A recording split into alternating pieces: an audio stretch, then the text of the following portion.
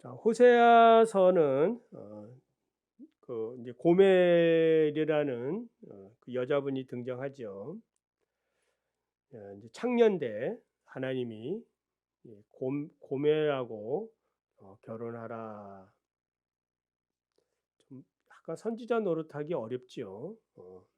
그렇지만 하나님의 큰 뜻이 있죠. 그러니까 선지자는 부정한 것과는 멀리 해야 되지요. 그럼에도 불구하고 가장 부정하다고 생각하는 죄인이고 창녀인 여자와 결혼하라. 어떻게 보면 이제 이해할 수 없지만 또 어떻게 보면 또 이해할 수 있는, 그러니까 하나님을 이해하면 하나님이 오죽하면 나에게 이런 명령을 내렸을까. 음? 저도 이제 뭐 총각 때에 또 이런 생각도 해본 적도 있었어요. 그러니까 지금 저분하고 살고 있지만은 또 이런 생각도 저런 생각도 뭔가 이제 거룩한 생각, 하나님의 말씀에 순종한다는 그런 생각도 해본 적이 있었어요. 그래서 지금도 이렇게 얘기할 수 있는 것이 그런 생각을 해봤기 때문에 고민을 해봤으니까 뭐 하나님이 뜻이라면은 뭐 할 수 있는 거죠. 여러분은 뭐 어떤지 모르겠습니다만은 저는 그런 생각을 할 수 있어요.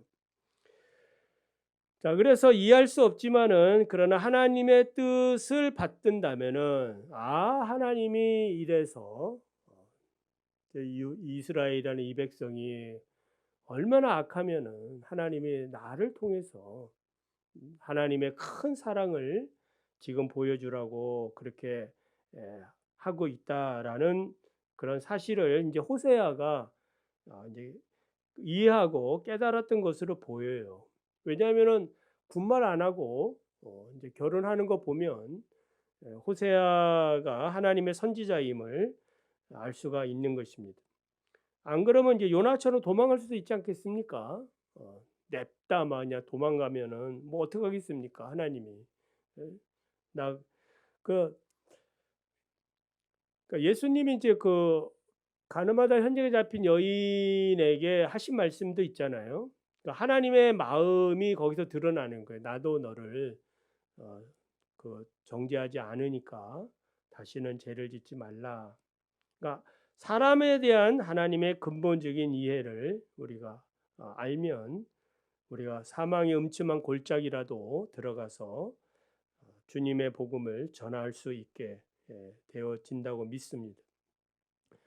자, 거기에 끝나는 것이 아니라 또 이 고멜이 그냥 호세아와 잘 살면 좋은데 또 그렇지 않지요.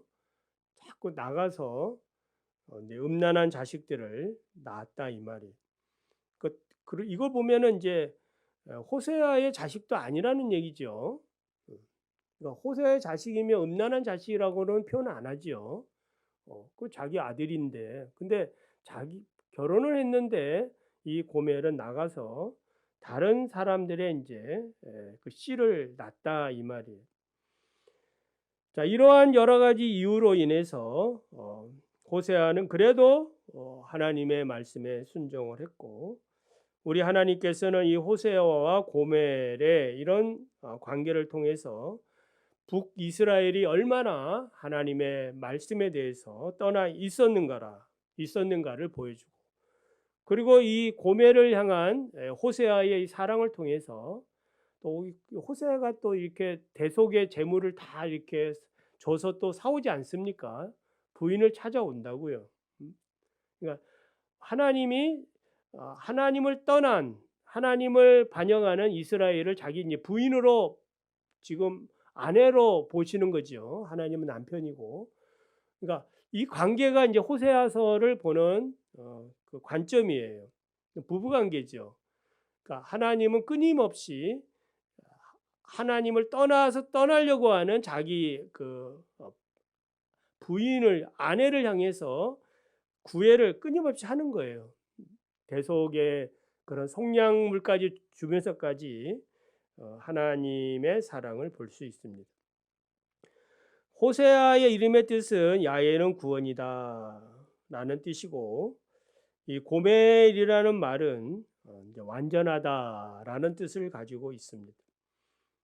그러니까 이제 하나님은 자기 백성이 어떤 백성이 되기를 원한다는 거예요. 완전한 자가 되기를 원하죠. 그러니까 완전하지 못하니까 늘 죄 가운데 빠지니까 호세아, 어, 예수 그리스도를 또 의미하지요. 여기 이제 뭐 그 우두머리 한 사람 세우고 또 나중에 뭐 하늘의 별처럼 모래처럼 이렇게 이제 많은 자손이 온다는 얘기는 이제 훗날 장차 올 교회를 또 뜻하기도 해요. 그러니까 회복이 되는 그런 그 소망이 있습니다만은 그 과정에 있어서 이러한 인간의 악함과 또 끊임없이 하나님을 배반하는 그 고멜과 같은 그런 인생들이 있다 이 말입니다. 그러니까 완전하게 살아야 되는데 완전하지 못하고 믿음에서 파선한 그러한 모습들을 가지고 있어요. 자, 호세아를 통해서 이제 이 고멜이 음란한 자녀를 낳았는데 이나 밀려를 낳았지요. 그 4절을 보면 첫째 아들 그의 이름을 이스르엘이라 하라. 조금 후에 내가 이스라엘의 피를 예후의 집에 갚으며 이스라엘 족속을 이제 패하겠다라고 말합니다. 그러니까 이스라엘이라는 말은 하나님이 씨를 뿌린다. 그리고 그러니까 씨를 뿌리니까 축복의 말씀이죠. 그런데 하나님의 축복을 제대로 누리지 못해서 또 심판을 받게 되는 것입니다. 그러니까 하나님이 뿌린 씨, 그 우리 지난주에 그 이사야 5장 얘기했죠. 이사야 5장에 무슨 얘기예요? 기억나시나요? 그 포도원 그 비유지요. 하나님이 그 기름진 땅에다가 포도원을 만들지요. 망대도 세우고 또 술틀도 만들고 극상품 포도나무를 심었는데 결과는 어떻게 됐습니까? 들포도를 맺었죠. 이 백성이 공의의 열매를 맺고 정의의 열매를 맺기를 원했는데 6가지 들포도를 맺었다.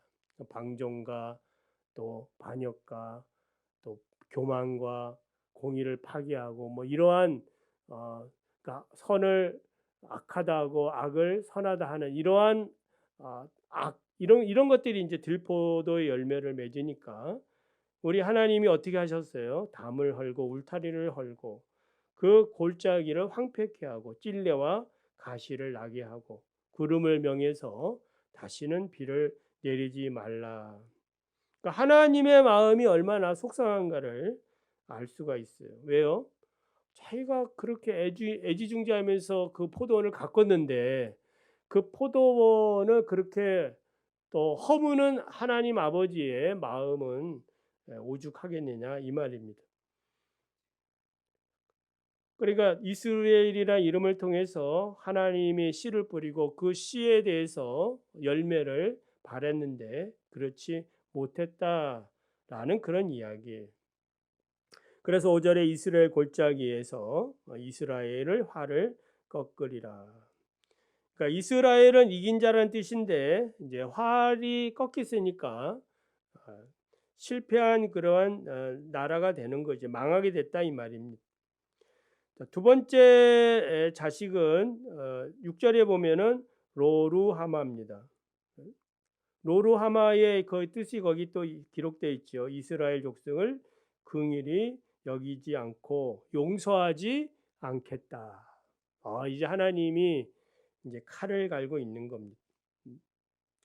그러니까 하나님의 약속, 언약의 백성들인데 그 하나님의 언약을 지키지 못하고 죄에 빠져서 그러니까 영적으로 무감각해진 이 백성들에게 우리 하나님이 심판하겠다라는 그런 말씀입니다.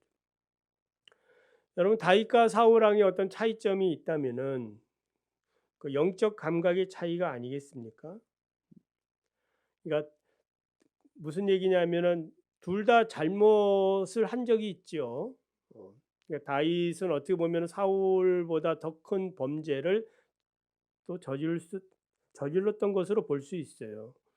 밧세바의 그러한 죄와 함께 그 아내 밧세바의 남편을 죽이지 않습니까? 살인을 했다 이 말이에요. 그러니까 음모를 꾸민 거죠. 하나님의 선지자 나단이 와서 책망할 때 어떻게 했어요? 다윗은 회개하고. 근데 사울 왕은 어떻습니까? 사무엘이 와가지고 뭐 이런 말 저런 말 해도 변명만 하고 회개하지 않습니다. 그래서 하나님은 사무엘을 통해서 사울 왕위를 폐지할 것이다. 즉 이 말은 긍휼히 여기지 아니할 것이고 용서하지 아니할 것이다. 그런 말씀이에요. 이렇게까지도 경고를 하면 웬만한 사람은 회개할 것 같은데 그렇지 않나요? 여러분 같으면 회개하지 않겠습니까? 어이구 잘못했습니다. 제가 잘못 판단했습니다. 그런데 사울은 회개하지 않아요.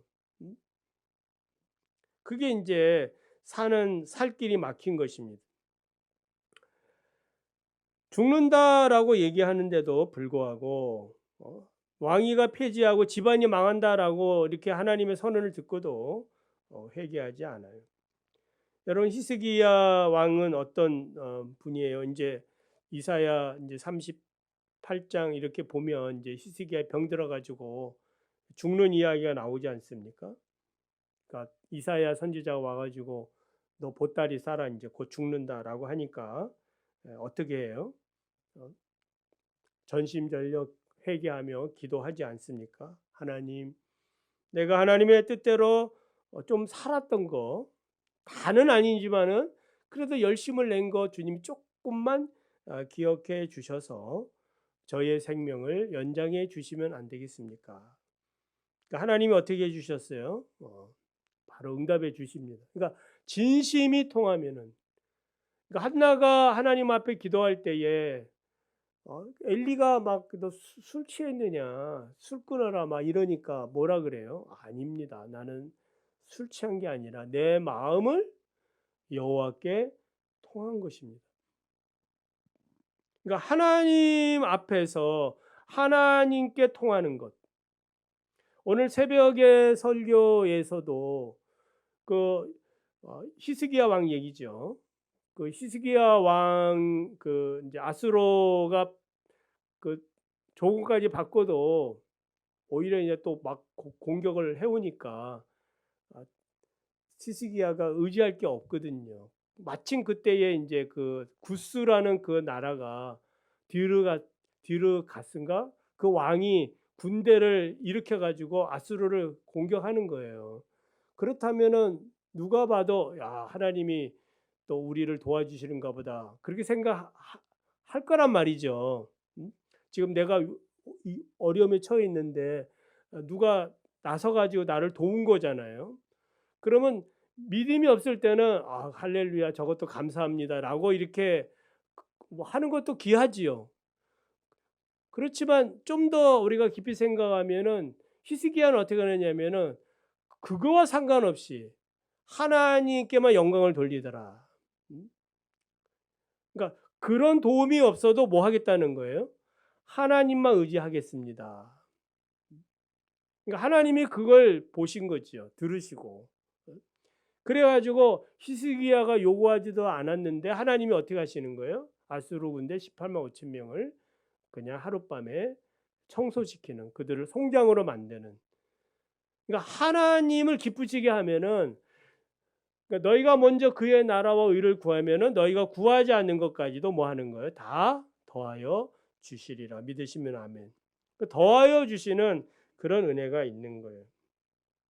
그러니까 전적인 은혜를 하나님 앞에 사모해야 되는데 이제 그렇지 못하니까 하나님께서 너는 긍휼을 받지도 못하고 내 백성도 아니고 이렇게 이제 하나님이 좋아하지 않습니다.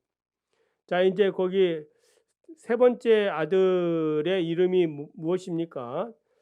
고멜이 젖된 후에 로루아마가 젖된 후에 또 아들을 낳았는데 9절에 보니까 그의 이름을 로암미. 앞에 로자 붙으면은 아니다. 영어로 no라는 말이에요. 그냥 우리 한글하고 비슷하지요. no 아니야. 안미는 백성이라는 말인데, 그러니까 아까 로로 하마니까 긍휼을 입지 못했다. 그러니까 긍휼을 입어야 되는데 노니까 입지 못한 거고, 여기도 로니까 백성이 아니다. 그러니까 나는 이제부터 너희 하나님이 아니다. 무슨 말이에요? 그래도 이제 좀 고쳐서 중고품도 좀 고쳐가지고 사용할 수 있지 않습니까? 그런데 우리 하나님이 어떻게 하겠다는 거예요? 이 차가 있다면은 중고품 좀 고쳐가지고, 저희 전에 그 그레이스가 오랫동안 탔는데 어떻게 고쳐가지고 썼거든. 근데 이제 뭐 하겠다는 거예요? 하나님이 너는 내 백성이 아니야. 이제는 너는 내 차가 아니야. 그러면서 뭐 하겠다는 거예요? 폐차시켰다는 겁니다. 무서운 거죠. 이제 더 이상 소망이 없는 거예요. 우리 인생도 좀 우리가 좀 부족해도 하나님 고쳤으면 그래도 굴러갑니다. 내 인생이 그래도 나의 역할을 하면서 가정에서 교회에서 뭔가 내 역할을 할 수 있는데, 하나님 이제 폐차시켜 버리면 내 인생은 그거로 끝이에요. 여러분 믿습니까? 이것도 믿어야, 이걸 믿어야 우리가 하나님 앞에 조심하면서 우리가 감사하면서 살 수가 있는 것입니다. 자, 끝장이지만은 그러나 끝장 다음에 하나님의 그런 회복이 또 있다. 요게 이제 그 10절이에요. 한번 10절 10절 11절 읽어볼까요? 시작.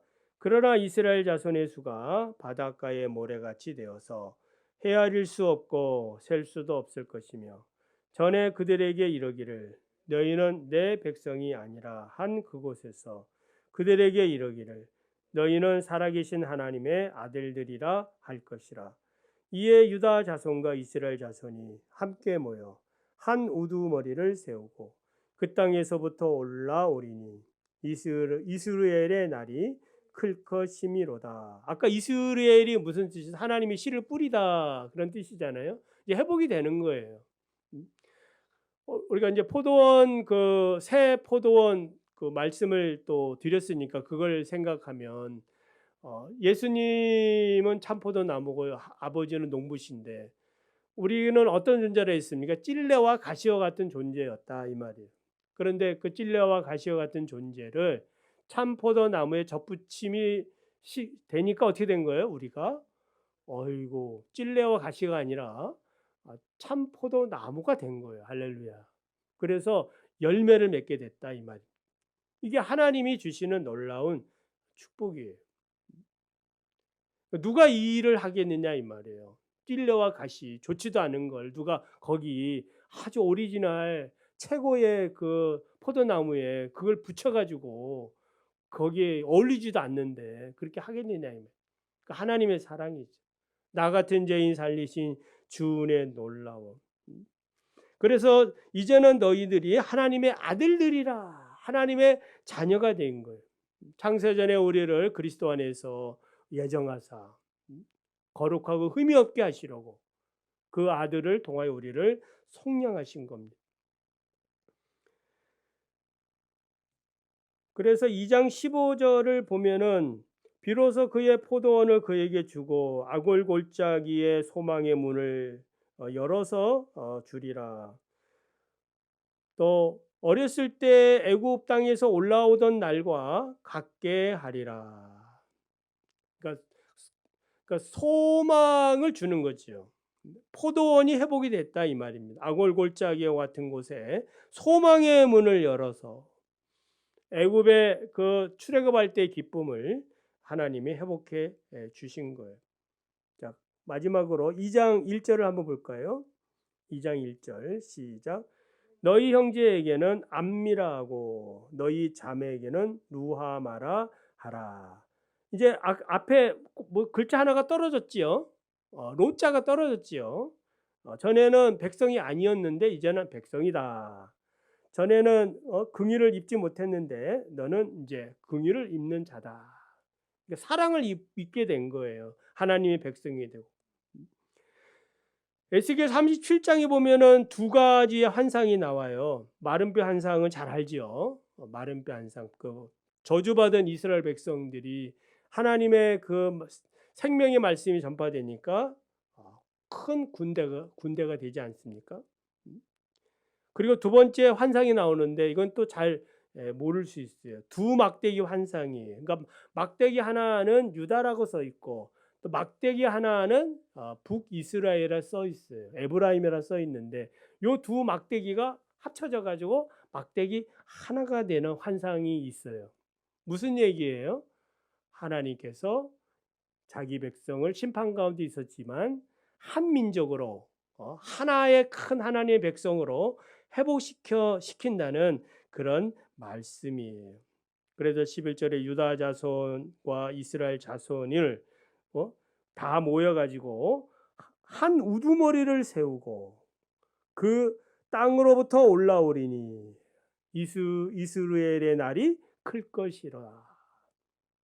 결국 예수 그리스도를 통한 하나님의 교회, 하나님의 나라를 지금 예언해 주고 있습니다.